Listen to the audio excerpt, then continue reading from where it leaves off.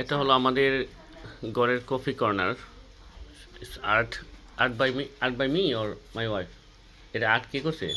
আমি সে ওকে। আম্মু কিন্তু খুব ভালো আর্ট করে, এই যে ও নিজে আর্ট করে এই যে কফি কর্নার বানিয়েছে। আর এটা আমাদের বারান্দাতে সাধ্যের মধ্যে সুখ আর কি। চেষ্টা করি প্রকৃতির পাশে থাকা। আমার ওয়াইফ কিন্তু গাছ খুব পছন্দ করে, এই যে অনেকগুলো গাছও লাগিয়েছে। দেখি আলিয়ার মা, এটা কি গাছ? Spider plant. স্পাইডার প্লান্ট না? খুবই সুন্দর একটা গাছ। কোন গাছ কিভাবে হয়, কোনটা ডালা থেকে হয়, পাতা থেকে হয়, এসবই কিন্তু জানে হয়। এটা কি গাছ? এটা পর্তুলিকা। পর্তুলিকা। তিন কালারের পর্তুলিকা হয়। আচ্ছা, 3 কালারের হয় পর্তুলিকা। আচ্ছা, আর এটা? Money plant. এটা তো সবাই জানে মোটামুটি। আর যে এটা লাকি ব্যাম্বো। Lucky bamboo. আচ্ছা, লাকি ব্যাম্বোর পরেরটা ওইটার নামটা আসলে আমি জানি না। নট শিওর, বাট খুব সুন্দর। এই গাছটাও খুব সুন্দর। আসছিলাম তো এই জন্য গাছের নামটা আমার জানা নেই। লাকি ব্যাম্বোর পরে গাছটা কি নেক্সট?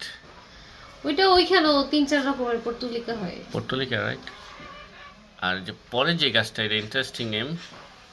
এটা হলো একটা সুইস চিজ গাছটার নাম। আর সামনে আরেকটা পার্ট আছে, কি যেন নাম? আমি ভুলে গেছিলাম।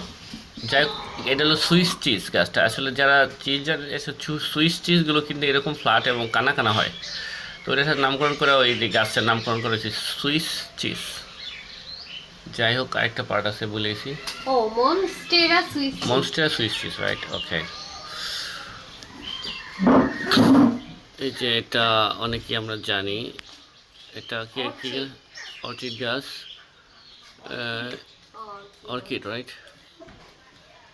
এটা বাটারফ্লাই। বাটারফ্লাই। প্রজাপতির মধ্যে দেখো, একটু উপর থেকে দেখো। অনেকটি প্রজাপতির মতোই। এই যে 4টা পাতা, 3টা পাতা।